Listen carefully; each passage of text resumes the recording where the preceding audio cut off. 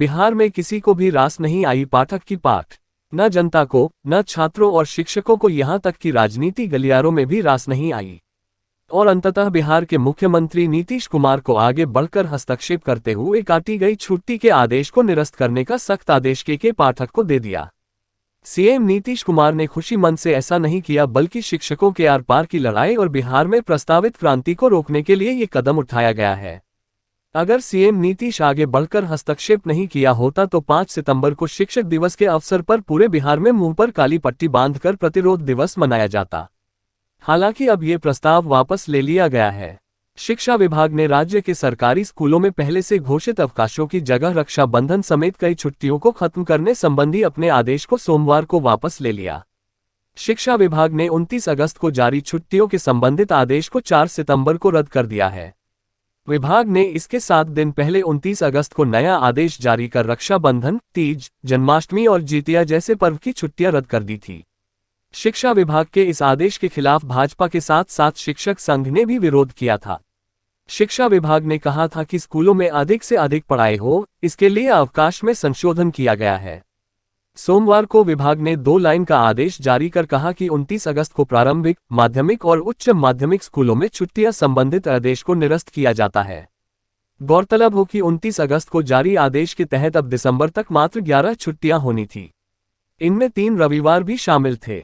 शिक्षा विभाग ने गुरु नानक जयंती और कार्तिक पूर्णिमा 27 नवंबर, जीवित पुत्रिका व्रत 6 अक्टूबर और हरतालिका तीज की 18 और 19 सितंबर तथा जन्माष्टमी 7 सितंबर का अवकाश समाप्त कर दिया था। त्योहारों पर होने वाली छुट्टी का स्कूली बच्चों से लेकर टीचर्स तक को इंतजार रहता है। लेकिन बिहार में इस बार कई अहम त्योहारों पर मिलने वाली छुट्टियां खत्म कर दी गई थी और कई में कटौती की गई थी। आइए बताते चले कि शिक्षा विभाग के सचिव के पाठक ने कुछ दिन पहले ही प्राइमरी से लेकर उच्च विद्यालयों में होने वाली छुट्टियों में कमी का आदेश जारी किया गया था। दिसंबर तक विभिन्न पर्व और त्योहारों पर स्कूलों में कुल 23 छुट्टियां होनी थी, लेकिन इनकी संख्या घटाकर सिर्फ 11 कर दिया गया था। दुर्गा पूजा में अभी तक 6 छुट्टियां मिलती थीं, लेकिन इनकी संख्या रविवार जोड़कर सिर्फ 3 दिन कर दी गई थी। इसी तरह दिवाली, चित्रगुप्त पूजा, भैया दूज और छठ पूजा की छुट्टी 13 से 21 नवंबर तक छुट्टी घोषित की गई थी, लेकिन इसमें कमी करते हुए मात्र 4 दिन कर दिया गया है। दीपावली से छठ तक मिलती थी छुट्टी। गौरतलब है कि इससे पहले दीपावली से छठ तक छुट्टियां मिलती थीं। इस साल भी में 13 नवंबर से 21 नवंबर तक छुट्टी निर्धारित थी। अब दिवाली पर 12 नवंबर, चित्रगुप्त पूजा पर 15 नवंबर और छठ पूजा पर सिर्फ 2 दिन छुट्टियां मिलेंगी। छठ पूजा के अवसर पर 19 और 20 नवंबर को छुट्टी रहेगी।